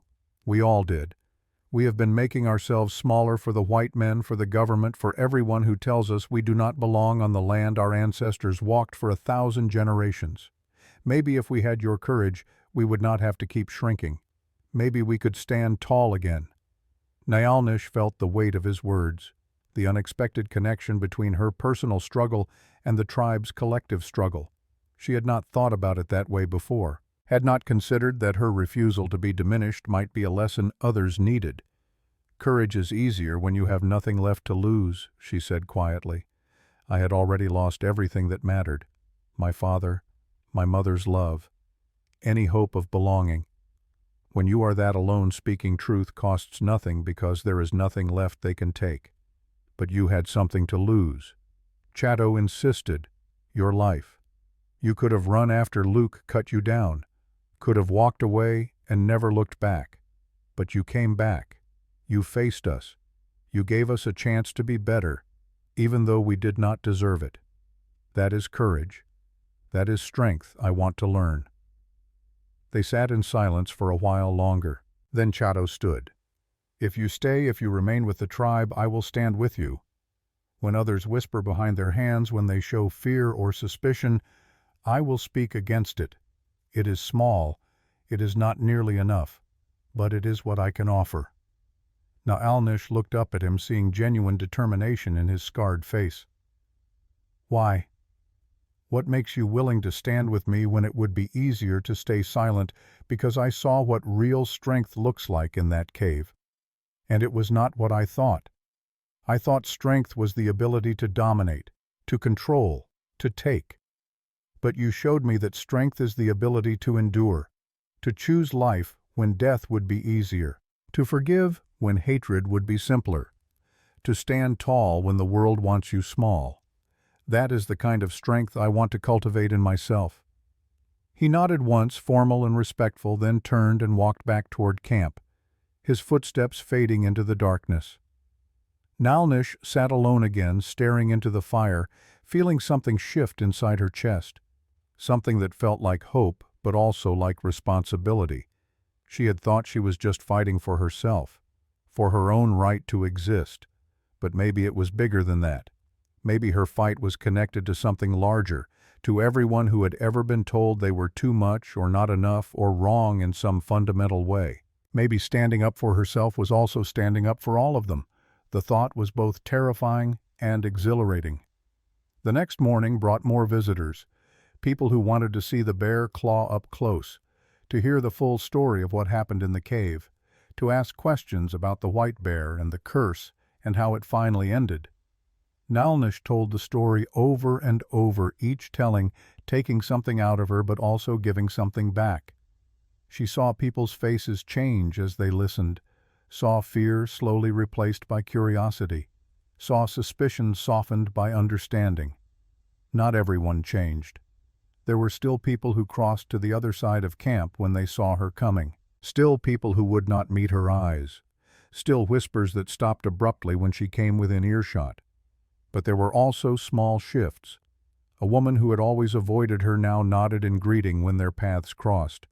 A man who had thrown a rock at her when she was a child offered her water from his own canteen without being asked. A group of children, including Outse, began following her around the camp at a respectful distance, whispering among themselves and giggling when she turned to look at them. It was not acceptance. Not yet. But it was the beginning of something that might become acceptance given time and patience and continued effort. On the third day after her return, Elder Naki summoned her to his shelter. She ducked through the low entrance, her height forcing her to bend almost double, and found him sitting on woven mats with a small fire burning in the center of the space. He looked worse than he had 3 days ago. The sickness was eating him faster now, consuming him from the inside. She could see it in the hollows of his cheeks, the yellowing of his eyes, the way his hands trembled even when resting in his lap. "Sit," he said, gesturing to the mats across from him. She sat folding her long legs beneath her. "I am dying," he said without preamble. "The coughing sickness. I have perhaps 1 season left, maybe 2 if the spirits are cruel and want me to suffer longer." Nyalnish had suspected this, but hearing him say it out loud made it real in a way suspicion never did. I am sorry. He waved this away with one trembling hand. Do not be sorry. We all die. The only question that matters is what we leave behind. I want to leave something better than shame and fear. I want to leave a tribe that remembers how to be brave, how to be kind, how to choose difficult right over easy wrong. He paused, his breath wheezing in his chest. You can teach them that. You already are teaching them that. Just by existing, just by refusing to be what we tried to make you. That is the most powerful lesson anyone can give. I am not a teacher. I do not know how to be. You do not need to know. You just need to be. To exist fully and honestly and without apology. The rest will follow. He reached into a bundle beside him and pulled out something wrapped in soft doeskin leather. He unfolded it with careful reverence, his gnarled fingers struggling with the task. Inside was a rifle. The Springfield. Her father's rifle. The one her cousin Daklugi had stolen the day after her father's burial. Nalnish's breath caught in her throat. Her hands reached out involuntarily, then stopped, hovering in the air as if afraid the rifle might disappear if she touched it. How I took it from Daklugi 3 days ago. Summoned him to my shelter and demanded he return what he stole. He refused at first. Said he had more right to it than you did. Said your father would have wanted a warrior to carry it, not a cursed woman. Naki's eyes glittered with anger at the memory. I told him he had 2 choices. Return the rifle and apologize to you in front of the entire tribe. Or leave. Be banished. Cast out. No longer Apache. What did he choose? He chose to leave. Said he would rather live anywhere else than in a tribe led by cowards and cursed women. His words, not mine. He left that same day, took his horse and his weapons and rode north. I do not think he will return. Naki held out the rifle. This is yours. It was always yours. Your father wanted you to have it. I am sorry it took so long. I am sorry for many things. But this at least I can make right before I die. Nalnish took the rifle with trembling hands. The weight of it was exactly as she remembered. The wood stock was smooth from years of use, worn in the exact places where her father's hands had gripped it. She could almost feel his presence in the weapon, almost hear his voice telling her to hold it steady, to breathe before the shot, to respect the power she held. Tears tracked down her face. She did not bother to hide them. Thank you. This means more than I can say. There is one more thing, Naki said. The tribe needs to choose a new war chief, someone to lead our warriors if we are attacked, someone to make hard decisions in dangerous times. I am recommending you for the position. Nalnish stared at him, certain she had misheard. Me? They would never accept me as war chief. Half of them are still afraid of me. Fear can become respect if given the proper foundation, and you have proven yourself in the only way that truly matters. You faced death and chose life. You faced hatred and chose forgiveness. You faced an impossible situation and found a way through it. Those are the qualities a leader needs. But I am a woman. There has never been a female war chief. There has never been someone who defeated the white bear either. Until you. Tradition is important, but survival is more important. And I believe you give us the best chance at survival. I do not want to lead. I do not know how. Naki smiled, and despite the pain and sickness ravaging his body, the smile was genuine. That is precisely why you should. People who want power are the most dangerous ones to give it to. They use it to make themselves bigger. People who take it reluctantly, who understand its weight, who fear its potential for harm, those are the ones who use it wisely. Nalnish sat holding the rifle, feeling the weight of 2 burdens now instead of 1. I need time to think about this. Take all the time you need. I will not bring it before the council until you give me permission. But think carefully. The tribe needs you, not because you are cursed or because you are different, because you are brave and honest and strong in all the ways that matter. She stood slowly, cradling the rifle like it was made of glass. Why are you doing this? Really? Because I failed you once? Because I let fear guide me when wisdom should have? Because I want to die knowing I did at least one thing right in all my years as elder? Let me give you this. Let me help you claim the place that should have been yours all along." Naelnish nodded, too overcome to speak. She left the shelter and stepped back into sunlight that seemed brighter somehow, more full of possibility. She spent the rest of that day alone with the rifle, cleaning it the way her father had taught her, taking it apart piece by piece, oiling each component, putting it back together. The work was meditative, calming. Her hands remembered the process even though her conscious mind had tried to forget. As she worked, she thought about what Naki had said, about leadership, about responsibility, about using power wisely rather than well. Could she do it? Could she lead warriors who had once wanted her dead? Could she make decisions that would affect the whole tribe? She did not know, but maybe not knowing was the point. Maybe certainty was what made leaders dangerous. Maybe doubt was what kept them humble. She was still thinking about this when she heard a commotion from the main camp. Voices raised not in anger but in surprise, in confusion, in something that sounded almost like excitement. She stood rifle in hand and walked toward the noise. A crowd had gathered near the camp entrance. People were pointing, talking over each other in a cacophony of voices. Naelnish pushed through, using her height to see over their heads, and stopped. There, standing at the edge of camp, looking uncertain and out of place and utterly determined, was Luke. He held his horse's reins in one hand and his hat in the other. His hair was dusty from travel. His clothes showed the wear of hard riding, but his eyes, when they found hers across the distance, were steady. Their gazes locked, held. Something passed between them that needed no words. Naelnish walked toward him, the crowd parting to let her through.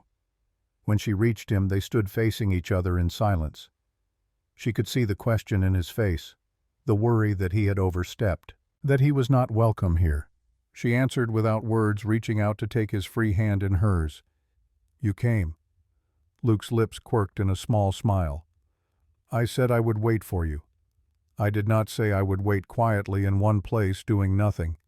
He gestured to the pack strapped to his horse. "I brought seeds, corn, beans, squash, pumpkin. Thought maybe we could plant them. Here, together, if you want. If they," he nodded toward the watching crowd, "will have me." Naelnish felt something warm bloom in her chest, something that felt like joy but also like relief, but also like hope for a future she had not dared to imagine. "You rode for 2 days to bring me seeds. I rode for 2 days because I missed you and because I am terrible at waiting and because I wanted to see if what we started in those few days could grow into something more given time and patience and proper care." He met her eyes. "Also because I love you, and I thought you should know that before any more time passed and before I lost my nerve to say it." The watching crowd went very quiet. Naelnish was aware of dozens of eyes on them, aware that what happened next would be remembered, would be talked about, would become part of the story people told. She did not care. She leaned down and kissed him. Right there in front of everyone. A kiss that was both answer and question and promise all at once. When she pulled back, Luke's eyes were bright. "I will take that as a yes." She laughed. Actually, laughed. The sound was loud and uninhibited and free in a way she had never allowed herself to be. "Yes. Stay. Plant seeds. See what grows." Elder Naki stepped forward from the crowd, his expression unreadable. "The white man wishes to stay among us." Luke turned to face him, respectful but not servile. "I do. Not as a guest, not as someone passing through, as someone willing to work, to contribute, to learn your ways and honor your customs. I have skills. I can hunt and track and build and repair. I ask only for a chance to prove I can be useful, and to be near her." He nodded toward Naelnish. "Because she makes me want to be better than I have been, and I have been alone long enough." Naki studied Luke with the intensity of a man trying to see past surface to truth beneath. "What do you think?" he asked Naelnish. "You have earned the right to speak on this." Naelnish felt the weight of the moment. This was a test, not just for Luke but for her, for the tribe. Could they accept an outsider the way she was asking them to accept her? She took a breath and spoke clearly. He saved my life. He saw me as human when my own people saw me as sacrifice. He has proven himself to me in every way that matters. If the tribe cannot accept him, if you cannot make space for someone who is different, then I question whether this is truly my home, whether you have learned anything at all from what happened." The silence was profound. Then Chato stepped forward. "I stand with Nalnish. If she vouches for him, that is enough for me. Let him prove himself through his actions. That is the Apache way." Another voice from the crowd. "The mother of young Outse. He brought seeds to help us grow food. That is a gift freely given. I say let him stay. Let him plant. Let him prove his worth through what he grows." More voices joined in. Not all of them, not even most, but enough. Enough to tip the balance. Naki nodded slowly. "Then it is decided. You may stay, Luke Mercer. Prove yourself worthy of the trust Nalnish places in you." Luke bowed his head respectfully. "I will do everything in my power to honor that trust." The crowd began to disperse, though many cast curious glances back at them. When they were relatively alone, Luke stepped closer to Nalnish. "I was not sure you would want me here. Thought maybe I was being selfish, inserting myself where I was not needed." Nalnish squeezed his hand. "I was going to come back to you. Soon. Maybe in another week or two. But this is better. Having you here. I do not want to keep choosing between two halves of my life. I want it all in one place. You and my people and my home all together. Then that is what we will build. All of it. Together." The following weeks fell into a rhythm that felt both new and ancient at the same time. Luke and Naalnish worked side by side preparing ground for planting. The earth was hard-baked by years of sun and starved of water. They broke it with picks and hoes, cleared rocks that seemed to multiply overnight, mixed in what little organic matter they could scavenge from the edges of camp. It was brutal work, the kind that left muscles screaming and hands bleeding and backs bent with exhaustion. But it was also good work, honest work, the kind where you could see progress measured in turned earth and cleared ground. They worked mostly in comfortable silence, the way people do when they have moved past the need to fill every moment with words. Sometimes Luke would tell stories about places he had scouted, about mountains that touched the sky and rivers so wide you could not see the other side. Naalnish would counter with stories her father had told her, about the old days before the white men came in numbers too great to count, about how the land used to be when the Apache could move freely across it, following the seasons and the game. They did not talk much about the future. It felt too fragile, too uncertain, like speaking it out loud might break whatever spell was allowing this to work. But they built it anyway. One seed planted, one fence post set, one meal shared around a small fire while the stars wheeled overhead. The tribe watched them with cautious interest that slowly, incrementally shifted toward something warmer. Luke was quiet and respectful and willing to work without complaint. He fixed broken tools with clever hands, helped repair shelters damaged by winter storms, taught children how to tie knots that would hold under pressure. Some people began to warm to him, began to greet him in passing, began to ask his advice on small matters. Others remained suspicious. Naalnish heard the whispers, saw the way certain people turned away when she and Luke walked past together, felt the weight of disapproval from those who believed tradition mattered more than connection. But whispers were just whispers. They could not actually harm her. Not anymore. She had faced worse than disapproval and survived. What mattered was that change was happening, slowly, imperfectly, but happening nonetheless. One evening about a month after Luke's arrival, they sat together on their usual rise overlooking the valley. The sun was setting in its nightly spectacle of color. Between them sat a basket containing small green shoots, the first visible evidence that their planted seeds were growing. Luke picked up one of the delicate stems, examining it with the careful attention he gave to everything. "They are growing faster than I expected," Naalnish smiled. "Good soil, good water, good hands tending them. Maybe we are lucky. Maybe luck has nothing to do with it. Maybe we are just finally doing something right." He set the shoot down carefully and turned to look at her. The fading light painted his face in shades of gold and amber. I have been thinking about what happens next, after the harvest, after we prove this can work. What do you want to happen? He was quiet for a moment, gathering his thoughts. I want to build something permanent, not just a garden, a life. Here with your people or back at my cabin or somewhere new entirely. I want to wake up knowing I am not just surviving anymore, that I am actually living, with you, building something that matters, if that is what you want too. Nalnish felt her throat tighten with emotion. I want that. But I need you to understand something. I am not easy to love. I do not know how to be. I have spent 28 years being told I was too much of everything. Too tall, too strong, too different, too difficult. I do not know how to be anything other than what I am. Luke reached out and took her hand, his fingers threading through hers. Then do not be anything other than what you are. I do not want you smaller or quieter or different. I want you exactly as you are right now.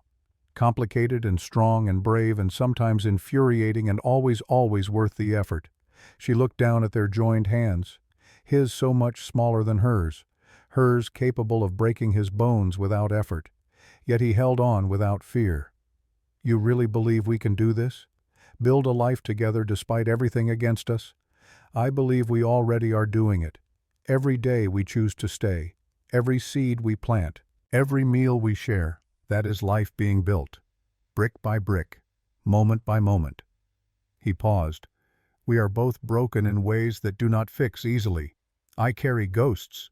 You carry wounds.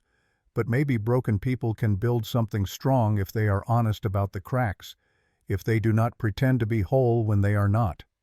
Naalnish turned her hand, interlacing their fingers more firmly. Then we try. No promises about how it ends. Just a promise to be honest. To show up. To not run when things get hard. I can promise that. They sat in silence as the sun finished dying and stars began their nightly emergence. The same stars Naalnish had counted as a lonely child. The same stars she had looked at from the tree thinking she was about to die. But now she was not counting them to make herself feel small. She was simply appreciating their beauty, their constancy, the way they witnessed everything and judged nothing. It felt like peace, or at least the beginning of peace, which was all anyone could really ask for. 2 months after Luke's arrival, Elder Naki called a formal council meeting. He was barely able to stand now, his body consumed by the sickness eating him from within. But his mind remained sharp, and his voice, though weakened, still carried authority. The tribe gathered in the common area as the sun set. Naki stood in the center, supported by his walking staff and sheer force of will. Nalnish and Luke stood among the other adults, waiting to hear what decision had prompted this gathering. I am dying, Naki began without preamble. We all know this truth. The coughing sickness has taken root too deep to cut out. I have perhaps 1 turn of the moon left, maybe less if the spirits are merciful. He paused, his breath wheezing. Before I go, there are matters that must be settled. Chief among them, who will lead our warriors if we are attacked, who will make the hard decisions in dangerous times, who will be our war chief. Murmurs rippled through the crowd. The position had been empty for 4 years, since the previous war chief had died in a skirmish with cavalry. I propose Naalnish. The murmurs became shouts, some of approval, many of protest. The noise rose like a wave. A woman stood, her face tight with anger. She is female. We have never had a female war chief. It goes against all tradition. We have never had someone who faced the white bear and lived either, Naki countered. Sometimes survival requires us to choose new paths. Tradition is important, but it should serve us, not trap us. A man stood next. She is cursed. Different. How can we trust someone so strange to lead us in battle? Naalnish had been waiting for this. She stepped forward before Naki could respond. I am not cursed. I am different. Those are not the same thing. You have feared my difference my entire life. That fear nearly destroyed me. It also nearly destroyed all of you. The bear fed on that fear, on that division. She let her voice carry to every ear. I do not want to lead because I think I am better than you. I want to lead because I understand what it means to be cast out, to be judged for things beyond my control. I will not do that to others. I will fight for everyone in this tribe, even those who fear me, even those who hate me, because that is what a real leader does. Chato stood, his voice cutting through the noise. I support Nalnish. She has proven herself braver than any warrior I know. She faced death and chose life. She faced hatred and chose forgiveness. I will follow her into battle without hesitation. Others began to stand. Not everyone. The crowd was clearly divided, but slowly voices of support began to outnumber voices of protest. An old warrior named Goyathlai stood. His face was stern, his body marked with the scars of a lifetime of fighting. I have fought in 20 battles. I have killed more enemies than I can count. And I say this woman has more courage in her smallest finger than most warriors have in their entire bodies. I support her as war chief. One by one, more people stood. More voices joined the chorus. Not universal, not even close. But enough. Enough to matter. Naki waited for the noise to die down, then spoke again. Then it is decided. Nyalnish is our war chief. May she lead with wisdom and strength. May she guide us through whatever dangers come. May we prove worthy of the gift she is giving us by accepting this burden. He turned to Nalnish. This responsibility is now yours. Carry it well. Nalnish felt the weight settle onto her shoulders like a physical thing. Heavy, undeniable, terrifying, but also right somehow. Like a piece of herself she had been missing had finally clicked into place. I will do everything in my power to honor this trust, she said, to protect this tribe, to lead with courage and compassion, to make decisions that serve the good of all, not just the powerful or the popular. She paused, looking around at the faces watching her. I know some of you still fear me, still doubt me, still wish someone else had been chosen. I cannot change your minds with words. I can only prove myself through actions, through the decisions I make, through the way I treat every member of this tribe with dignity and respect. She took a breath. I am your war chief now, but I am also still Nyalnish, still the girl who was tied to a tree and left to die, still the woman who chose to come back despite every reason to run. I remember what it feels like to be discarded, to be treated as less than human. I will never do that to anyone under my protection. That is my promise to you. The crowd was silent for a long moment. Then slowly people began to nod, to murmur approval, to accept what had been decided. The meeting dispersed gradually. People moved back toward their shelters, their evening meals, their private conversations. But Nyalnish noticed that several people approached her before leaving, offered respectful nods, spoke words of support, or at least acceptance. It was a start.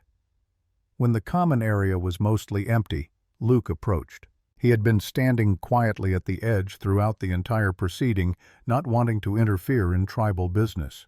War chief, he said, and there was pride in his voice. That is quite a responsibility. Nalnish looked at him, suddenly afraid. Are you worried that I will be too busy for us now, that this will change things? He shook his head. I am proud, and no, I am not worried. We will figure it out. We always do. He took her hand. Besides, someone needs to keep the war chief fed and remind her to sleep occasionally. That is important work too. She smiled despite the nervousness churning in her stomach.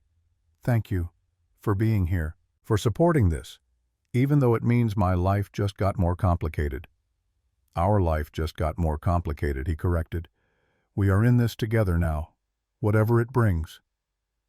That night, Nalnish could not sleep. The weight of responsibility pressed down on her like a physical burden. She lay in her shelter staring at the darkness, thinking about all the ways she could fail, all the people who were counting on her, all the decisions that would fall to her to make.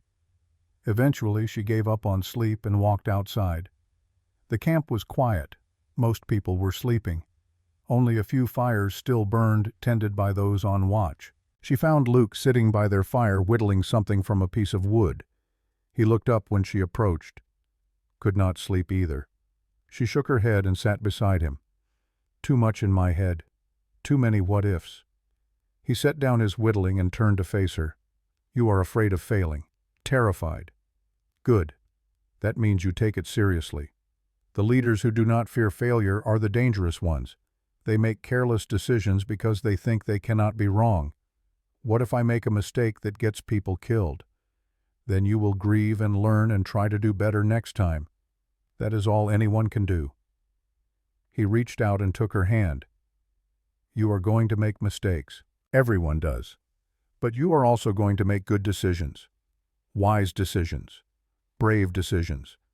And over time, the good will outweigh the bad. That is the best any leader can hope for. She looked at their joined hands. When I was on that tree waiting to die, I never imagined this. Never imagined I would have a life, a partner, a position of responsibility. It feels impossible sometimes. Impossible things happen every day, Luke said softly. A woman 8 feet tall exists when everyone says such a thing is cursed. A white bear made of shame and pain gets freed instead of killed. A cowboy who thought he would die alone falls in love with a giant who thought she was unlovable. Impossible things are just things that have not happened yet. Nalnish felt tears prick her eyes. I love you, she said. I do not think I have said that out loud yet, but I do. Love you. I love you too. Have since the moment you pushed me away after I cut you down. When you stood up even though your legs were shaking and you were terrified. When you chose pride over gratitude. That was when I knew you were extraordinary. They sat together in the firelight, two impossible people who had found each other against all odds. Tomorrow would bring new challenges, new responsibilities, new opportunities to fail or succeed. But tomorrow could wait. For now they had this moment, this fire, this connection. And that was enough. That was everything. The stars wheeled overhead in their ancient dance. The fire crackled and popped. Somewhere in the distance a coyote called and another answered. The world kept turning, and Nalnish, who had once been tied to a tree to die, sat beside the man she loved and felt something she had never felt before. Hope for a future she actually wanted to live to see. The bear was gone. The curse was broken. The real work of healing and building and becoming was just beginning. But she was ready. Finally, after 28 years of trying to be small enough to fit into spaces that were never meant for her, she was ready to be exactly as large as she was meant to be. A giant, a leader, a woman in love, a warrior who understood that the bravest battles were the ones fought inside your own heart. She was all of these things. 3 days later, young Outse appeared at the edge of the garden where Nalnish was teaching Luke how to identify the first bean sprouts pushing through the soil. The girl held something carefully in both hands. "Can you teach me?" she asked. "Teach you what to shoot, like you did, like your father taught you." Nalnish looked at Luke. He smiled and nodded. She stood brushing dirt from her hands and walked to her shelter. When she returned, she carried the Springfield. She knelt beside Outse, showing her how to hold the weight, how to sight down the barrel without touching the trigger. "You are small now," Nalnish said, "but you will grow, and when you do, you will be exactly as big as you are meant to be." "Will I be big like you?" the girl asked. Nalnish smiled. "Maybe, maybe not. But whatever size you become, it will be yours, and that will be enough." Luke watched from the garden, his hands deep in the earth he had helped turn, surrounded by the first green shoots of the life they were building together. The curse was broken. The real work had only just begun. And for the first time in 28 years, Nalnish stood in full sunlight teaching a child to be strong and felt no shadow of shame.